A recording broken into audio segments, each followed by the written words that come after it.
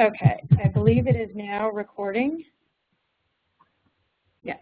Okay, welcome. My name is Mary Jutton, and I appear as Megan Needler on the list, if you can see the list of attendees. But we're here today to host our guest, Joy Schoffler, and this is the first of our Practice Safe Crowdfunding series. We plan on having 5 in the series, so we're very excited that Joy is our first guest today.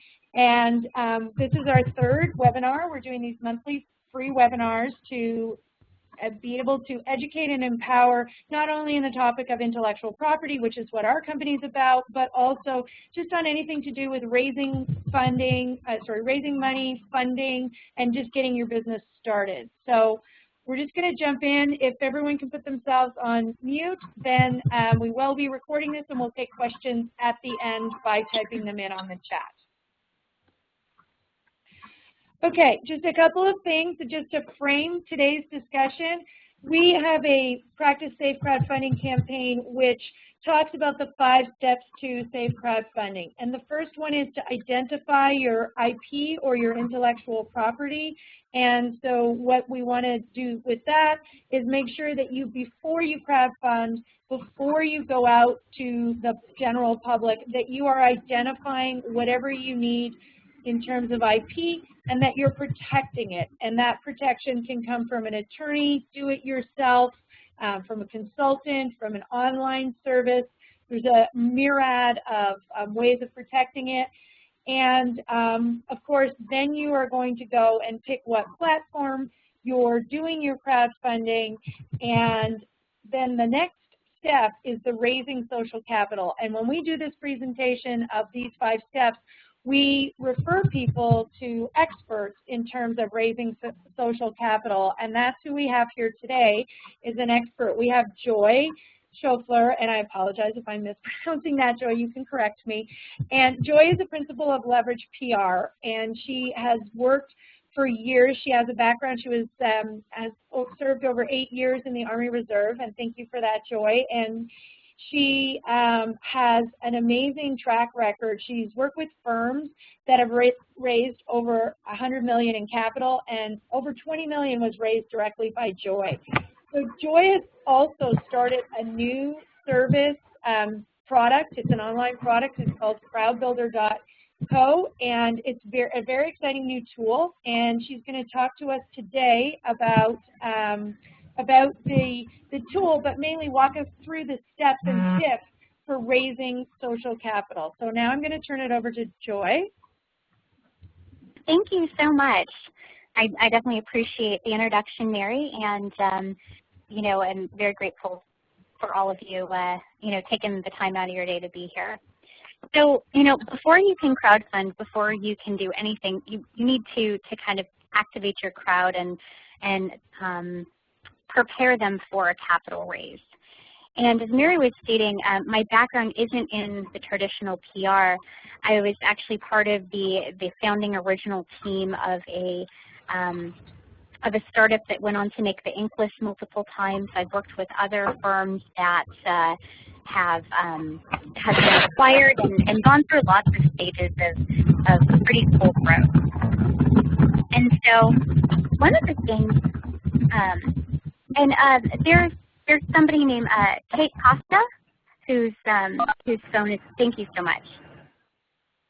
So one of the things that I found as I was working with these early stage companies and these growth stage firms is that there's a very standardized process that you can go through to achieve success for your company.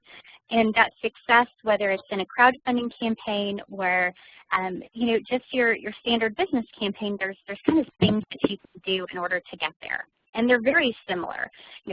Being successful growing your business and being successful with your crowdfunding campaign you're following the same path. And the reason why is because there's a couple things you need to do. First of all, you need to make sure that you're really validating validating who you are as a business owner. That's very important, not only for your crowdfunding campaign, but also for your business, right? People need to believe that whatever you're saying that you can do, you can actually do. You also need to build credibility and show people that, you're going to be around for a long time. The average failure rate for small businesses is 50%. And so not only for people to go and invest their hard-earned dollars with you, but also to even become one of your customers, especially if you have any sort of technology or if you have a more expensive product, people don't necessarily want to take that risk with a small business because you may not be around when they need you in 2, 3, 4, 5 years. So, it's an investment on their part as well. And so what we really want to do is we want to go out there and first and foremost, we want to help you develop a base to establish that credibility. Now, over the next 45 minutes, what we're going to do is we're going to kind of walk through the process of building your crowd. And what we've done is we've created, kind of helped you create that or get through all of the steps in under 6 weeks, because people a lot of times, especially if they're preparing for a campaign, they want to do it very quickly.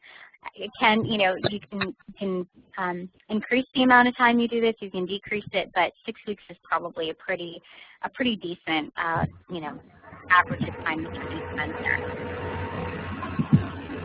Now, as we mentioned, really the first thing that you're going to do is you're going to want to kind of get ready for that spotlight. And the spotlight not only includes kind of getting media attention, getting eyes on you from influencers in the social realm, but also getting those the crowdfunders who are going to be coming to your site and deciding should they give money to you. And this isn't just investment crowdfunding. This is donation, rewards.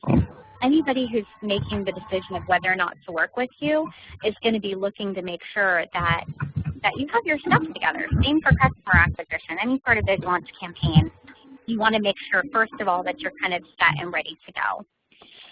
And if everybody could please just mute their lines again. Kate, I think your phone is unfortunately making some noise in the background, it looks like. But, first and foremost, we need to help you. We need to get you prepared, right? So before you even go out and start pitching, before you even do anything with your crowdfunding campaign, make sure you have the basics in place. You need to make sure that your website is really, any sort of content that's up there is updated. If your website is really old looking or if it's not fresh, there's plenty of WordPress templates out there that you can get that are very inexpensive. Our Crowd Builder program has a whole module on just design and branding and things of that nature, but those things really need to be in place. If you're going out and making, doing meetings with people and networking out in the community, which you need to be doing if you're doing a crowdfunding campaign, you need to make sure you're, even you've got great business cards, kind of all of these basic things in place. Now, first and foremost, your bio is probably the most important component of all of that. You need to make sure that you've got a really great, strong bio. And we tell all of our clients there needs to be 3 bios. There needs to be a long one for your website, a medium one for social media profile, for your LinkedIn and for your speaker's bio, and then a short 1 to 2 line bio, 1 to 3 line that you can send directly to media that kind of tells people who you are and for your social profiles. And these need to include your key industry words, other things that can be found on Search easily as well. And first and foremost, that type of stuff needs to be in place. Your brand needs to be polished, because we all know if we're looking at, say, a customer or, a business we're thinking about working with, or, somebody out there in the marketplace and their bio doesn't speak to what they do, they don't look professional, we're going to leave automatically. And so are the media, and so are the other people who are coming to your site. And you only get one chance to impress. So make sure that stuff's in place first.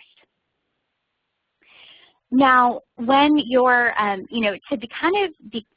the fastest way to grow your business is to kind of become a leader within your industry. And at the end of the day, that is what this is about.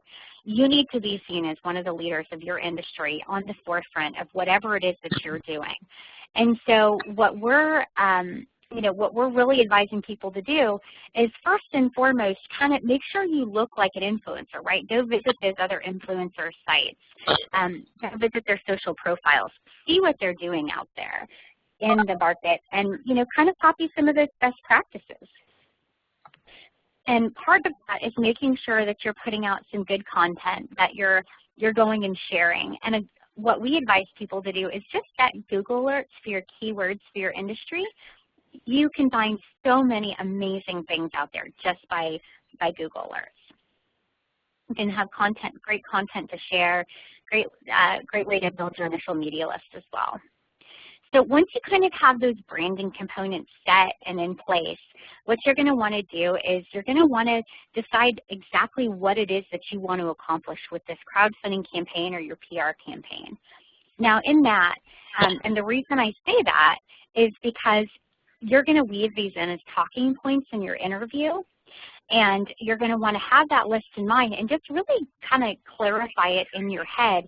So as you're going out and meeting these influencers, as you're doing the things you need to do to promote your campaign to be successful, what this is also doing is it's also putting in mind, okay, we need to do these 10 things to grow our business. We need to hire, we need to get new office space, we need to, bring on these types of strategic partners. We need these type of distributors. Have a very detailed list in place with your goals and with the things you need, and make sure that the rest of your staff knows that too, all the way down to the intern who is helping you on your social media. And the reason why is because it is a gold mine out there. When you go out there and start promoting your campaign and reaching out to these influencers and getting in touch with people from your industry and other people to connect, to ask them to support you and be part of your effort, what you're doing, you're going to run into so many people who can help you grow your business, especially if you're looking at this from an investment perspective. Once Title III goes live, or if you're doing a 506 or Reg D offering currently, what you're going to want to, what you're going to find is you're going to meet so many people out there as they're looking at your business for potential investment that could potentially help you grow your business. So you know what, maybe they're not going to invest, but maybe they'd be a great distributor, or maybe they are a customer base. There's just so many opportunities once you, once you really are out there. So make sure you know what your goals are, and that's why plotting your course is very, very important. As you're going out there and the other things we teach people right off the bat is you need to start building your media list. Now with our Crowd Builder products, we actually have services where we'll build custom media lists for you. But if it's something that you want to do on your own, and we do that for as little as $250 per list. So very affordable. But if it's something you would want to do on your own, what you would do is you would set those keyword alerts using Google, and then you start to build a media list with all of the journalists who write about stuff in your industry. Now on our platform, we actually have databases built into it that allow you that capture all of the data. So you're going to want stories that those reporters have written, and you're also going to want to segment your media contacts into A, B, and C leads. You're also going to want to do this for your potential contributors. You're going to want to pitch the people first on either your crowdfunding campaign or even your media stuff. Even with your media list, pitch the least important people first, so you can start to kind of gain some confidence there and get some little hits, little media hits and little investment hits or contributor hits underneath your belt to gain confidence, to refine your pitch, and to really help you. So, some very critical things there as you're building your media list. So the next step, when you're building your media list simultaneously all throughout the process, but the next step is to kind of come up with a media plan that you're going to be following. Now we have this built in our crowd building program, crowd builder platform, but each company is going to do it a little bit differently. Now press releases are we don't consider them PR. We consider PR going out there, pitching media, pitching journalists a custom story to them. Press releases are great for SEO, and if you have new data or you have a big event that's coming out, it's a great way to kind of get stuff out there. But don't expect to send a press release out through a PR web and get your 10 different reporters to actually write a story, a custom story about you, unless you have some really, really good unique data out there for your particular industry. If you want a story, the best thing to do is to actually write them a short email, and in our program we have templates of email templates that you can actually send to reporters, and we teach you exactly how to go through and write them for your specific industry or for your company. But you're going to want to write them a 1 to 2 paragraph, no more than 2 paragraph email, kind of pitching your story ideas. And when I say story ideas, I do not mean products, I do not mean your campaign. Media are not interested in promoting you. That's what they have their advertising department for. Media are very interested in getting very high quality content that helps their readers or adds value to their readers. So what we do at Leverage PR and what we teach our clients to do through our Crowd Builder platform is actually how to find really cool, unique story ideas custom tailored to their particular audience. Now we have some clients who've gone through the Crowd Builder program, and this is actually going to be launching here within the next month, but we've had a couple groups of betas go through this already. But you can find it at crowdbuilder.co if you're interested. But what we do is we teach people to do kind of custom stories. So an example of that is we had a great client who had an idea, who had a organic skincare product line that she had launched. And so we sat there and we brainstormed ideas. Okay, what would your buyers be interested in reading? What problem do they have? Well, she has a line for women for stretch marks after they have a baby. Well, one of the great things that we can do is pitch some story ideas about, about pregnancy, about taking care of your skin during pregnancy, and she can offer some tips and guidance and advice and things that they can do in order to take care of their skin. Well, that's going to be something that people are going to want to read because it's going to solve an immediate problem that they have, and then, oh, look, the person who's giving that advice also has a great product, or they've got a blog where they offer even more tips that then upsells to their product. So what you're doing is you're creating some expertise around your particular topic. You're creating credibility because people, you're used as a trusted source in the media, and you're extending your network because new people are going to be reading about you and interested. But it's really about creating those compelling story ideas, not just kind of putting it out there in a press release form. A lot of people, I think, are very disappointed, and people also pay for really low quality PR services, a couple $1,000s a month that only put out press releases. And then in the end, they're very disappointed because the only thing that they're doing is, getting their press release indexed by, maybe the Wall Street Journal or these other sites, but it's not a story. And everybody knows that anybody can go and pay $200, $400, $600 and get their press release indexed. Anybody can do that. You don't need a PR firm to do that. You can do that. But if you want a story, if you want ink to write about you, you need to provide a story idea. So around, the third week of our program, what we really stress for people to do is to go out and create a plan. Okay, what is it that, you have your plan of goals that you want to accomplish from week 2. Now here's the execution. How much press do you want? When do you launch? When are you launching your campaign?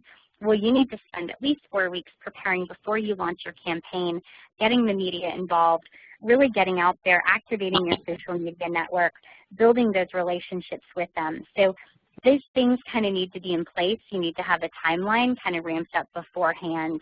You need to have pitches built, all of these things done before you actually start, press the launch button on your campaign.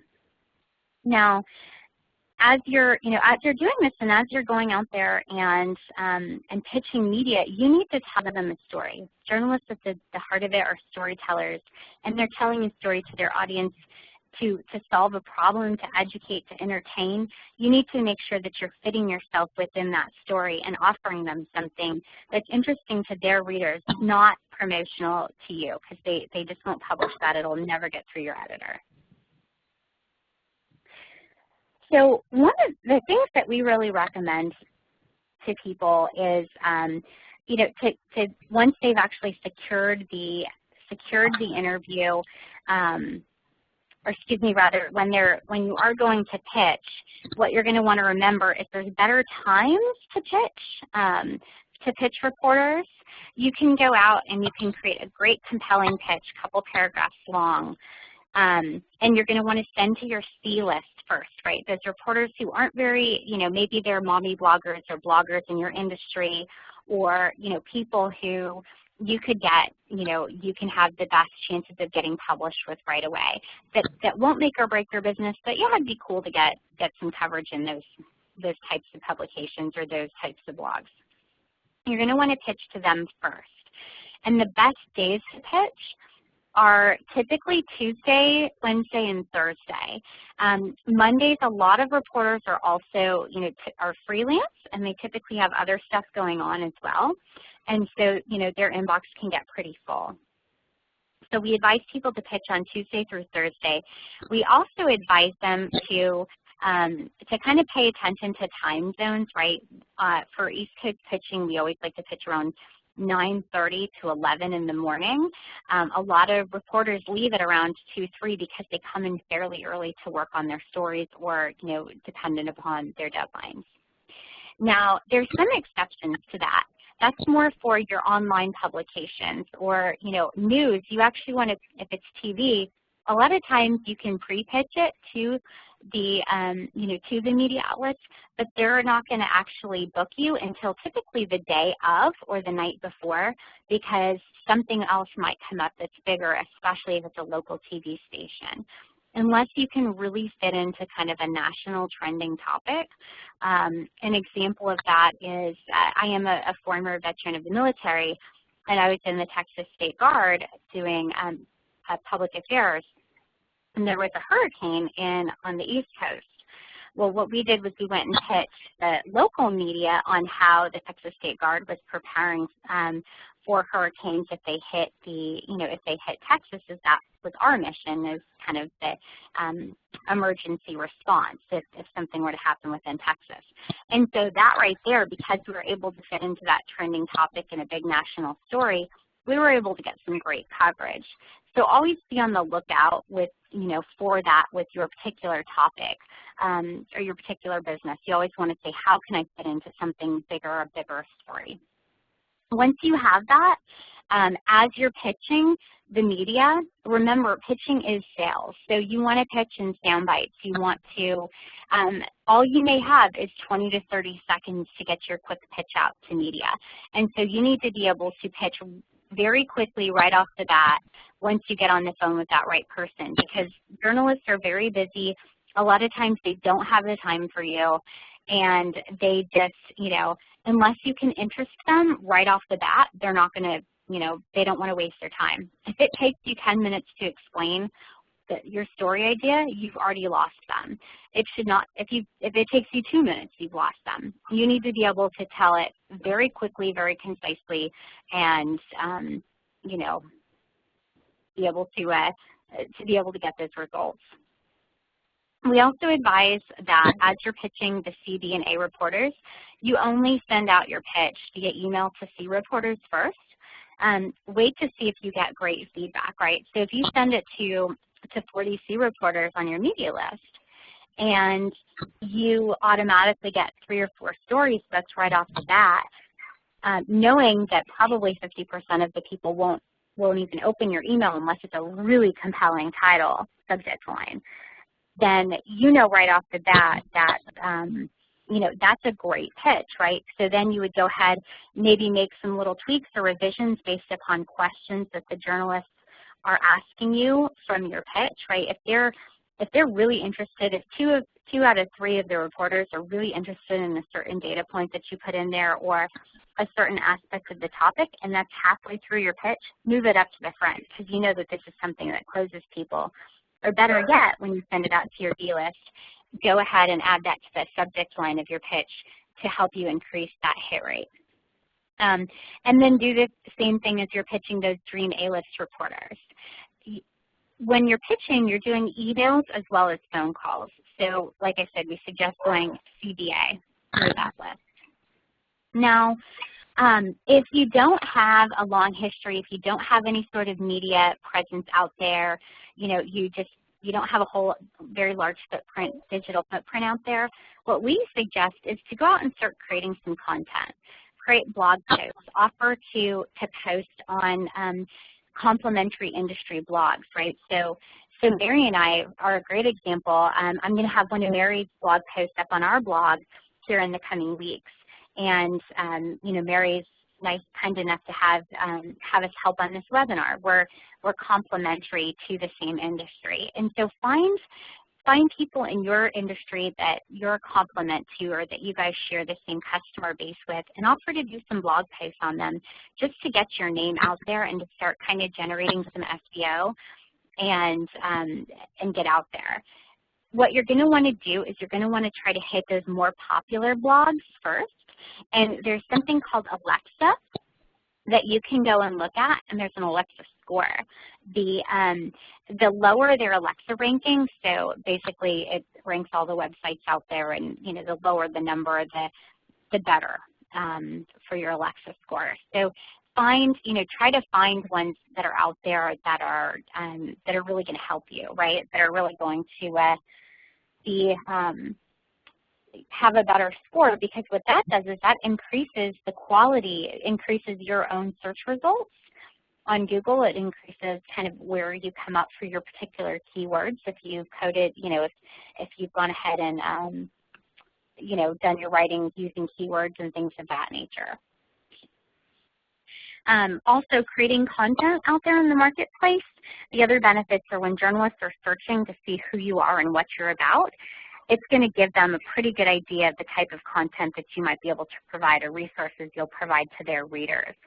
So, you know, social media is a big one here. If you've got a stream that's super spammy, that's full of just sales for your product, go and clean that up first, because a journalist, as they're searching, you know, doing their research on you, if they go to your social profiles, which tend to come up in the first couple of, you know, search results, and they see every other email is a 50% off offer code, or, you know, buy now, you know, before this offer expires at midnight, or, you know, some kind of cheesy sales language, what's going to end up happening is they're going to think that you're going to give a really cheesy sales interview, and they're not going to want to interview you, and you won't get that coverage and attention.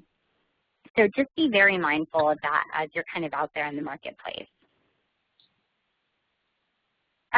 You know, the other components, of course, if you're selling any sort of, you know, thought leadership, or, you know, if you want to be the thought leader for your particular industry, if you're an attorney or an accountant, white papers are a great tool.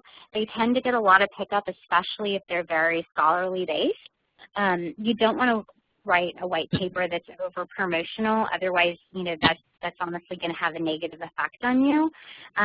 Write something that actually has some good data points, some good research, and is actually giving people good solutions. Because what that does at the end of the day is it puts you in the education cycle of the buying process, right? So people go out, they're interested in buying something, especially high dollar items. What they'll go on and do is they'll do that research, and if you're the expert that's providing the data and the information that they are using to make their decision, the chances of them purchasing with you are much higher. So put yourself in that buying cycle by doing that, and then there's great quality resources that people from your campaign can grab onto as well. Now, as you're listening to this presentation, you may be thinking, well, gosh, this is all, you know, this stuff is all just things that we're doing to build our business, and you're right on target.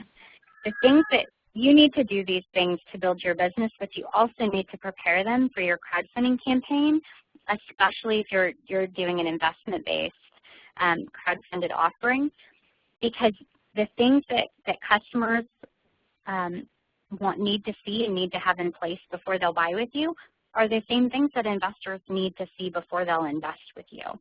The best way to, the easiest way to increase your chances of raising capital is to have good customer acquisition there. And the great thing about having great customer acquisition process in place and having a good customer base is you don't need the investors.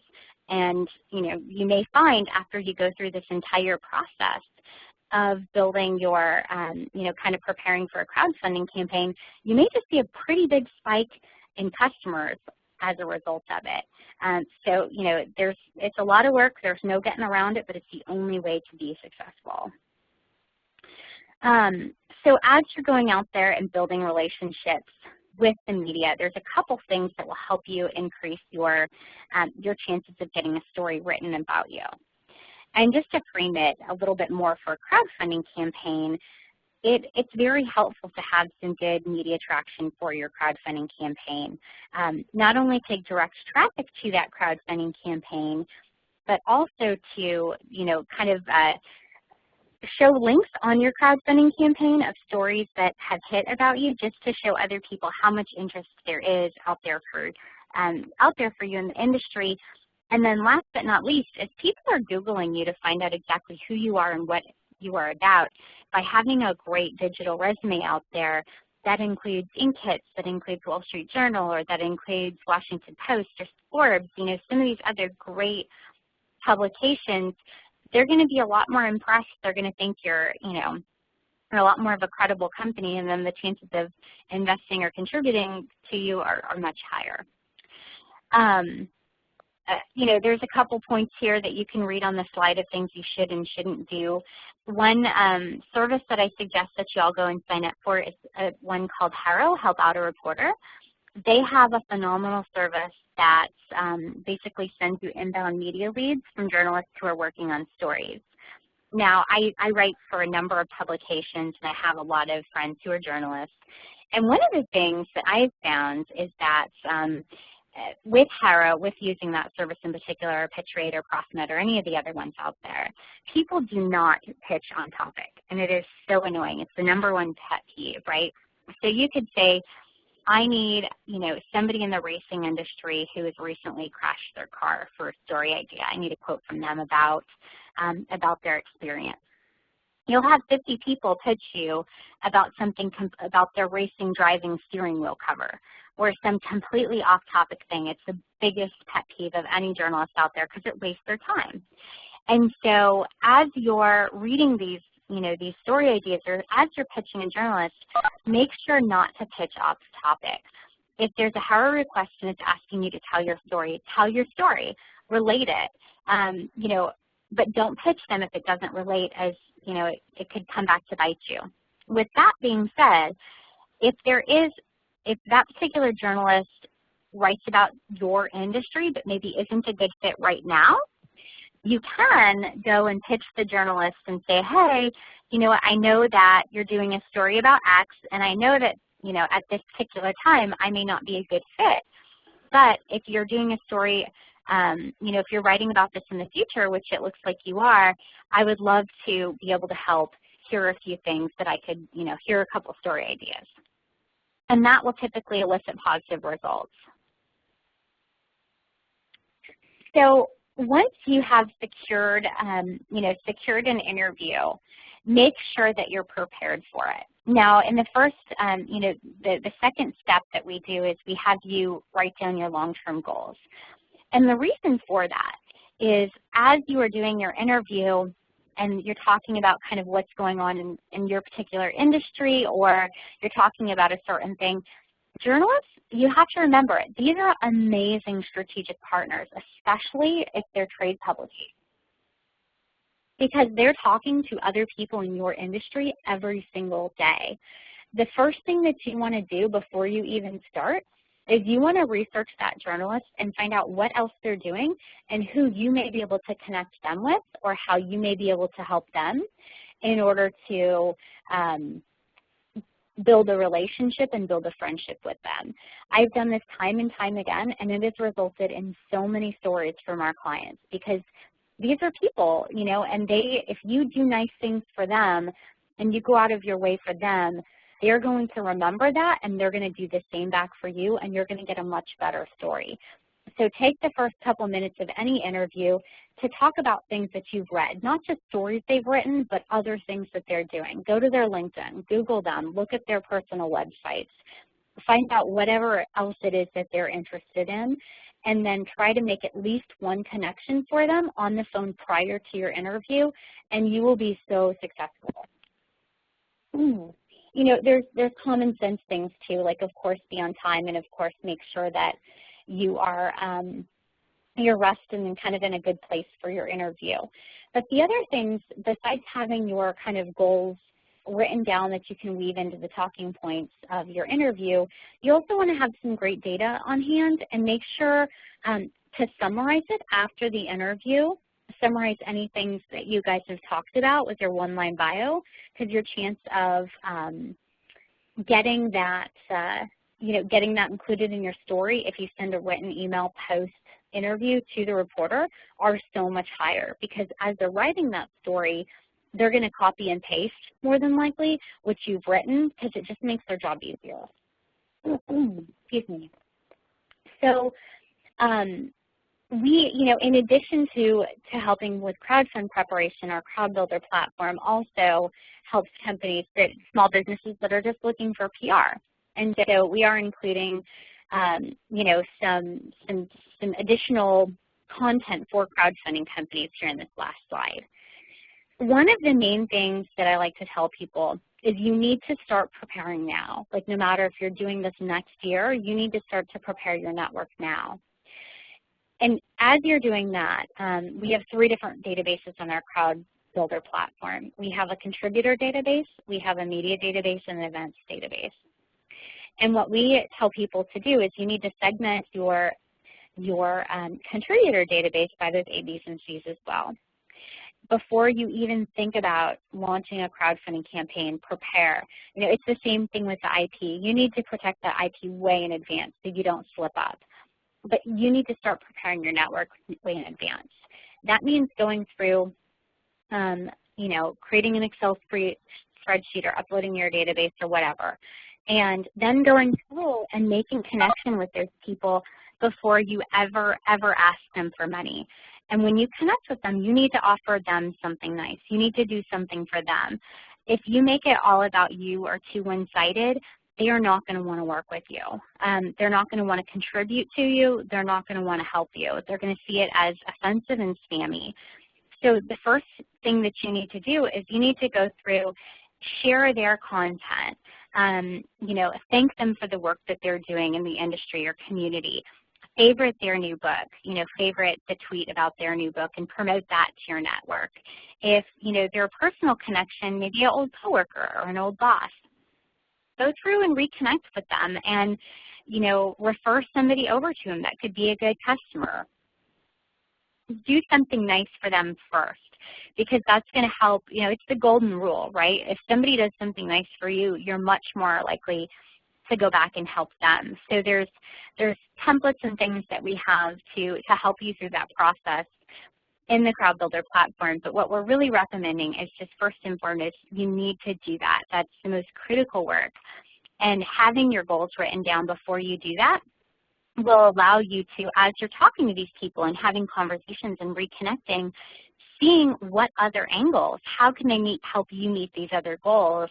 And so after you've done that nice thing, when you have your long conversation and they're asking you about what's going on in your life, you can say, yeah, no, things are going great. We're getting ready to hire pretty soon, and we're looking at moving into some new offices. And yeah, we're going to be launching a crowdfunding campaign here. It's really cool. We really want to kind of help activate our network and get people involved, and you know, they're going to ask questions. They're going to want to know more if you've done something nice for them first. So first and foremost, that is what you should be doing now.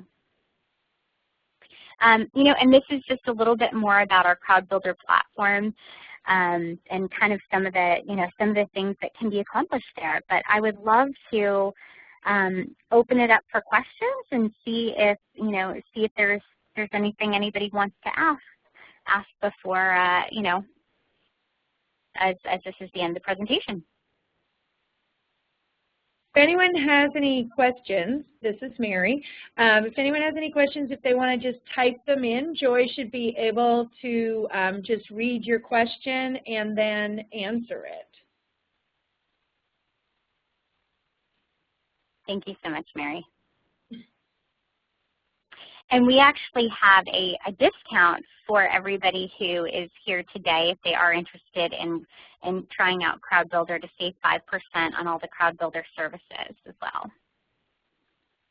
And I know, Carmen, you'd asked how people can get in touch with me. And my email is joy. You can contact the info at leverage-pr.com, or my email is joy@leverage-pr.com.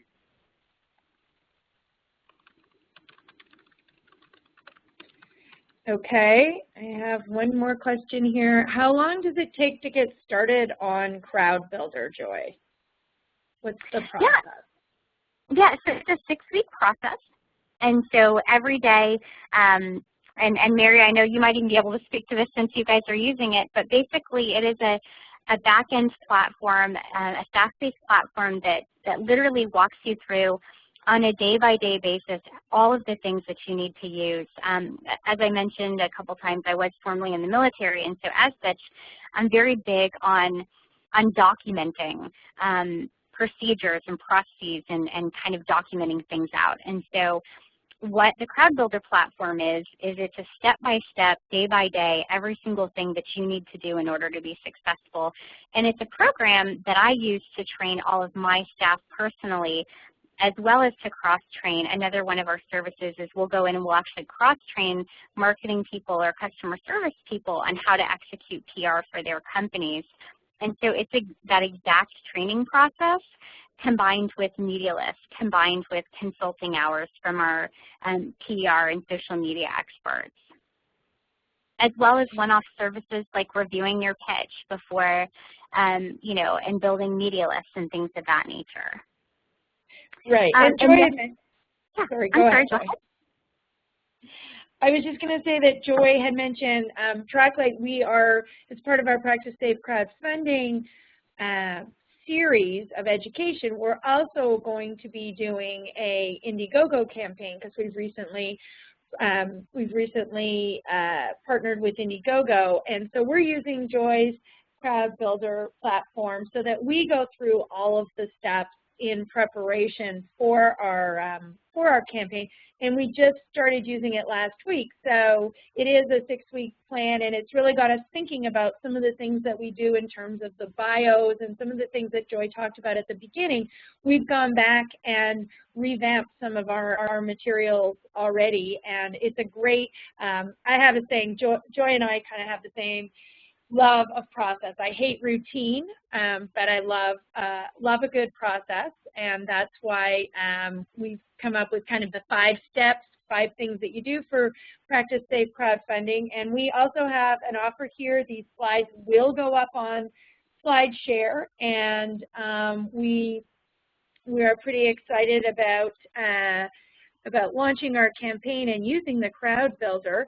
Just a couple of words of warning, unless, Joy, are there more questions still, or?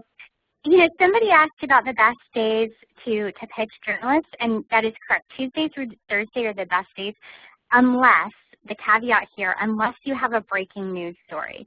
If it's a major trending topic or a breaking news story, you can pitch a journalist on a weekend. It doesn't matter. But if it's any sort of data, if it's anything like that, you can pitch journalists anytime, and making sure that they know that it's breaking news, making sure that that's in the subject line, but make sure it's truly breaking news, because you only, just like an investor, and I joke around because my background's not PR, my background is investor relations and raising capital, and so I joke around that pitching, the best training I ever had for pitching journalists was pitching investors, because it's very, very similar. You get one chance. That's it, no more. And that's the same with media. So if you're continuously pitching them on bad stories, then they're just not going to look at your emails. Yeah, and but thank you so much for for the opportunity to present to you today. I know that Mary has some great information about TrackLight to share with you as well. But thank you very much for your time today. Well, thank you, Joy. And if any other questions pop up, through the wonders of technology, I'm no longer the host, so I can't see people's questions.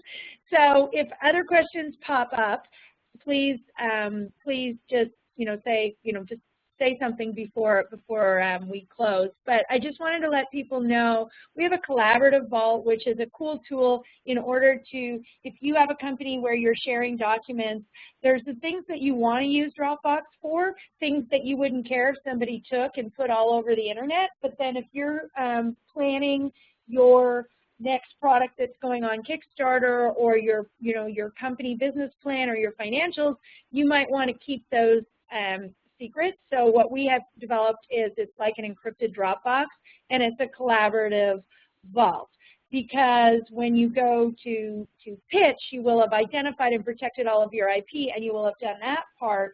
We've also